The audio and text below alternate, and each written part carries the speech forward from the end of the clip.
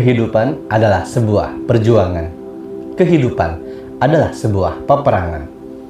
Tapi bukan persoalan menang atau kalah, atau berhasil dan gagal.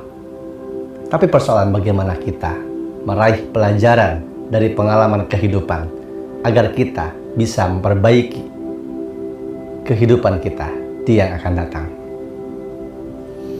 Saya Reza Rahasia. Inilah kisah hidup Reza Rahasia.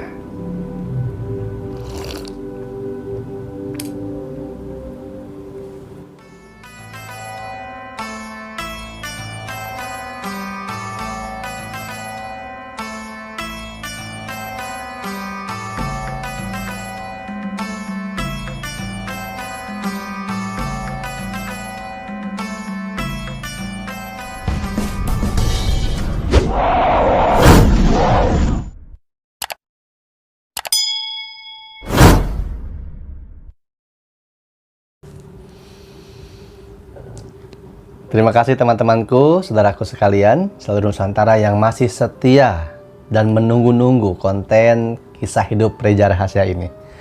Mohon maaf, konten ini sempat vakum beberapa lama dikarenakan saya tidak berada di satu tempat yang sama ketika saya mengawali atau memulai konten kisah hidup Reza Rahasia. Dan kali ini saya memulai kembali dengan settingan yang berbeda, ornamen yang berbeda. Saya akan melanjutkan kisah hidup saya dari mulai sekolah menengah pertama. Karena terakhir di kisah hidup selanjutnya, di kisah hidup yang lalu, mohon maaf, saya ceritakan masa hidup saya di SMP. Masa SMP, teman-teman, adalah masa yang sangat krusial karena itu merupakan transisi, perpindahan dari masa kanak-kanak ke masa remaja. Dan masa remaja inilah masa yang menentukan akan seperti apa karakter, mental, kejiwaan seseorang. Dipengaruhi oleh lingkungan, baik sekolah, baik lingkungan yang ada di kelasnya, sahabat terdekatnya, guru-guru, juga tentunya orang tua. Beberapa kisah dalam hidup saya, mohon maaf, tidak bisa saya sampaikan karena itu bersifat pribadi. Nah, ini yang sekiranya saya bisa sampaikan secara umum yang sudah ada di beberapa program yang saya ikuti di televisi. Saya akan sampaikan kembali dengan beberapa tambahan-tambahan yang belum saya sampaikan di program televisi tersebut. Kisah ketika saya SMP, ini sebenarnya saya sudah sampaikan di program Karma, sekilas. Yaitu bagaimana ketika saya mulai mengenal kenakalan remaja, yaitu geng motor. Kisah ini saya sudah kubur lama, saya sudah simpan dan pendam, dan saya tidak akan mengangkatnya kembali. Karena terlalu kelam dan tidak baik untuk disaksikan. Yang pasti adalah, sebagaimanapun kisah kehidupan seseorang, setiap orang memiliki masa lalu. Tapi masa lalu itu bukanlah satu hal yang terus selalu harus menjadikan kita tidak berkembang, tapi jadikan seperti pemicu, dorongan untuk lebih baik di masa depan. Kisah hidup saya yang gabung dengan gangster dan lain sebagainya, itu merupakan perjalanan, proses tempaan diri saya, supaya saya bisa seperti saat ini.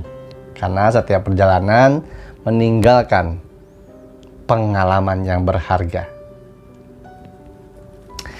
Di sini saya hanya akan menyampaikan pengalaman ketika pertama kali saya bertemu seorang sesepuh, seorang wanita di usia remaja.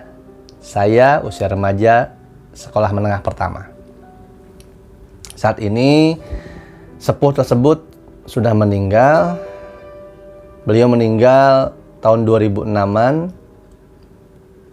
Semoga amal ibadah beliau diterima oleh Allah Subhanahu wa taala dan diampuni segala salah dan dosanya, dilapangkan, diterangkan alam kuburnya, diringankan jika ada siksa kuburnya, dan di yaumil hisab nantinya disandingkan atau berada bersama orang-orang terpilih. Amin.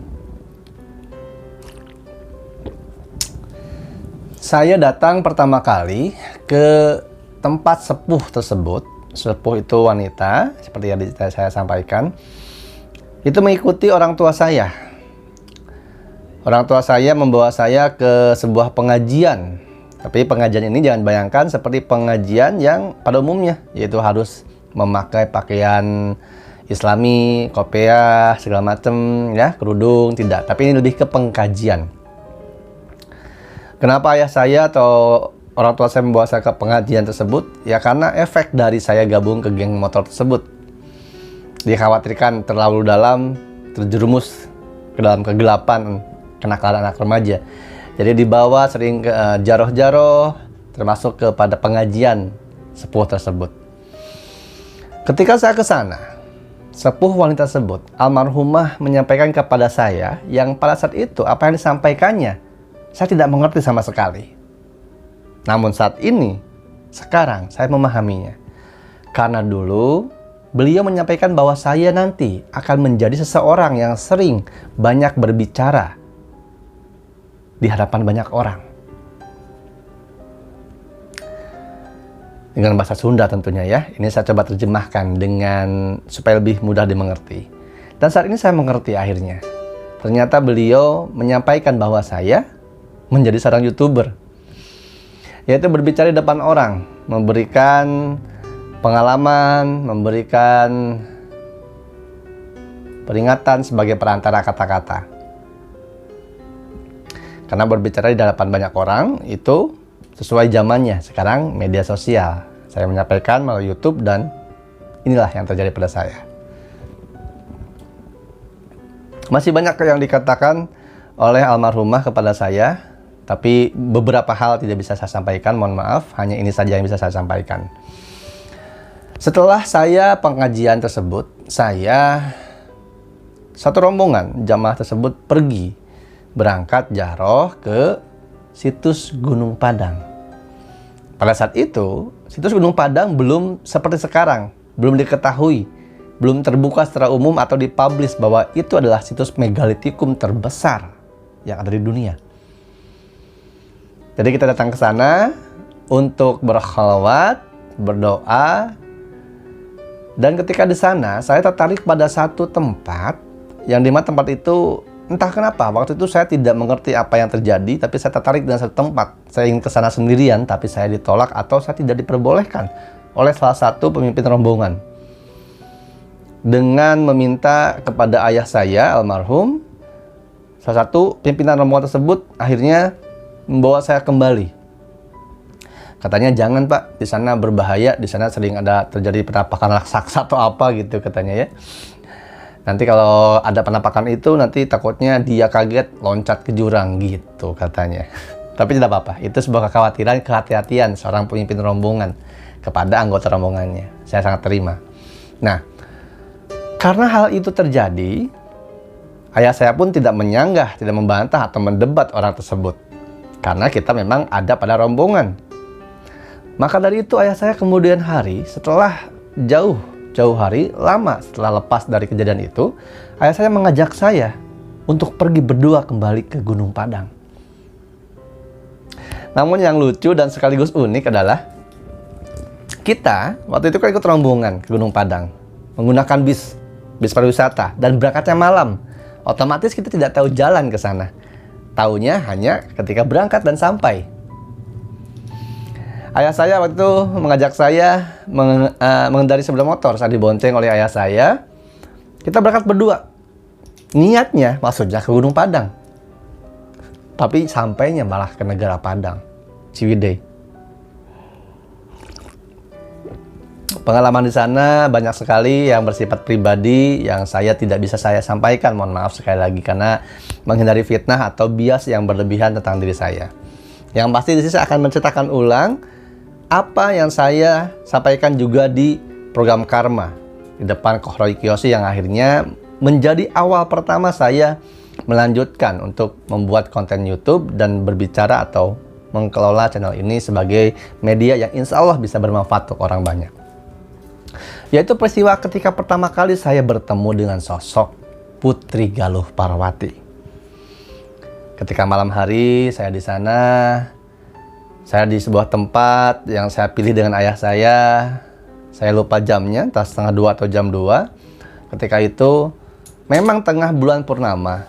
Maka ketika saya menyaksikan daun pohon yang bercahaya terang benderang, saya mengira itu dari cahaya bulan. Ternyata bukan ketika saya cek. Nah, ketika itu barulah beberapa saat kemudian ada sosok wanita yang menampakkan dirinya. Lalu dia menghampiri saya. Sosok ini menyampaikan bahwa dia adalah istri saya dari kehidupan di masa lalu. Itu pengakuan dia. Dia mengakui bahwa dia istri saya dari kehidupan masa lalu. Sementara saya sama sekali tidak mengakuinya. Karena waktu itu saya tidak tahu apa-apa. Tidak mengerti apa-apa. Tujuan saya ke sana hanya untuk menyepi. Menikmati keindahan alam di tengah malam. Muhasabah, introspeksi diri. Dan tengah dalam pencarian jati diri. Transisi dari anak-anak ke remaja. Saya tidak percaya dengan apa yang dia sampaikan. Wanita yang berpakaian putih, halus, lembut. Pakaian yang saya sendiri belum menyaksikannya sampai sekarang. Apa jenis kainnya, seperti apa, yang pasti sangat indah sekali. Sedap dipandang mata dan sangat tenang aura ketika saya menyaksikan dia, sosoknya itu datang menghampiri saya berbicara. Dia menyampaikan beberapa hal kepada saya. Salah satunya mengenai Gunung Padang. Yang dia katakan, Gunung Padang bukanlah sebuah gunung. Tapi itu adalah sebuah bangunan tempat berkumpul seluruh raja di dunia. Di dunia loh. Bukan di Nusantara saja, di dunia. Saya tidak percaya dengan hal itu. Lalu dia berkata, ya sudah kalau kamu tidak percaya, tapi nanti akan terbukti. Lalu dia teruskan berbicara kepada saya, memberitahukan apa-apa saja yang tersembunyi, terpendam di Nusantara ini. Sejarah-sejarah yang tersembunyi. Tapi saya hanya mendengarkan saja, tidak percaya. Berselang beberapa tahun kemudian, saya lupa. Karena ketika saya lulus SMP tersebut, saya tidak langsung melanjutkan ke pendidikan selanjutnya. Saya bercita-cita ingin menjadi seorang yang ahli teknisi ya, elektronika. Maka saya mendaftar ke sekolah teknik elektronika. Tapi sayangnya nem saya kurang, jadi saya tidak diterima. Lalu saat itu memang saya sedang transisi ya, pencarian jati diri. Emosi saya juga sedang tidak bagus. Jadi ketika saya tidak masuk ke sekolah negeri, saya tidak mau sekolah. Tidak mau saya masuk ke swasta. Egois. Selain itu, saya juga ingin istirahat dulu. Karena masa itu masa-masa yang banyak hal yang saya tidak mengerti. Banyak hal yang membuat saya sering sakit kepala. Kalau sakit kepalanya kambuh, saya berasa seperti kepalanya berasap. Karena mata saya sering merah sekali kalau disaksikan oleh orang tua saya. Maka ketika saya bilang, saya ingin berhenti dulu sekolah setahun, disetujui. Maka saat itu saya akhirnya diam membantu kakek saya. Kakek saya memang dia memiliki kegiatan ya, memperbaiki sofa, kursi seperti itu. Jadi saya membantu kakek saya selama setahun tersebut. Lalu beberapa tahun kemudian itu saya sudah melupakan tentang kejadian Putri Galuh Parwati yang menyampaikan rahasia-rahasia yang tersembunyi. Saya juga termasuk kaget ketika beberapa tahun kemudian ternyata tereksposlah bahwa ternyata Gunung Padang itu memang bukan sebuah gunung. Dan diukur oleh ahli-ahli yang mumpuni ya secara akademis, arkeologi dan sebagainya, itu adalah situs megalitikum terbesar di dunia, bahkan mengalahkan piramida Mesir. Dan itu hal yang membuat saya jadi berpikir, ternyata benar apa yang disampaikan sosok wanita yang mengaku dia istri gaib saya atau istri saya dari masa lalu. Lalu saya jadi berpikir tentang apa lagi sisanya yang dia katakan kepada saya. Kalau ini benar, ada kemungkinan yang lain dia katakan juga benar. Saya sudah sampaikan di Karma bahwa saya jika dikehendaki, saya ingin justru membuktikan apa yang dikatakan oleh sosok tersebut dengan mengumpulkan tim arkeologi, ahli tanah, ahli segala macam dari akademisi. Karena ada beberapa tempat yang disampaikan bahwa itu pulau memiliki peradaban yang sangat tinggi, sejarah yang tertutupi. Itu waktu saya sekolah menengah pertama. Masih banyak sebenarnya kisah-kisah saya di sekolah menengah pertama ini yang secara personal saya tidak bisa saya sampaikan. Di konten selanjutnya, di kisah hidup Reza Rahasia, saya akan menyampaikan pengalaman saya, kehidupan saya ketika saya lulus dari sekolah tingkat atas. Ya, saya sekolah di sebuah SMK jurusan teknik. Nah, ini nanti akan saya ceritakan. Ini awal mula atau upgrade level pembangkangan atau membalelo saya kepada apa yang dititipkan kepada saya. Padahal berkali-kali saya disampaikan sampai akhirnya ada sosok putri yang mengaku istri saya menyampaikan ini dan itu, tapi saya tetap tidak mempercayai, saya tidak mau terlibat, saya tidak mau masuk ke dunia ini, ke dunia apa yang disampaikannya. Sampai akhirnya saya masuk, terjun, saya pindah ke Jakarta. Selesai lulus sekolah. Nah, di sini nanti akan saya sampaikan di episode selanjutnya kisah saya pindah ke Jakarta.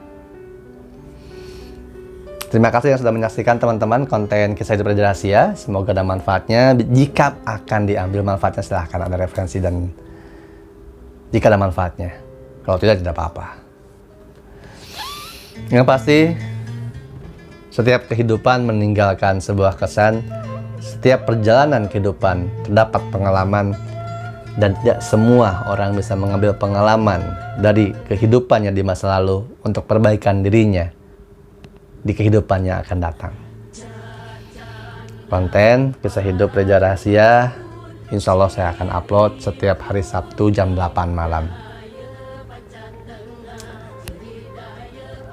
Rahmat berkah melimpah untuk kita semua, teman-teman. Sampai ketemu lagi di kisah hidup Reza Rahasia. Salam damai, seru alam.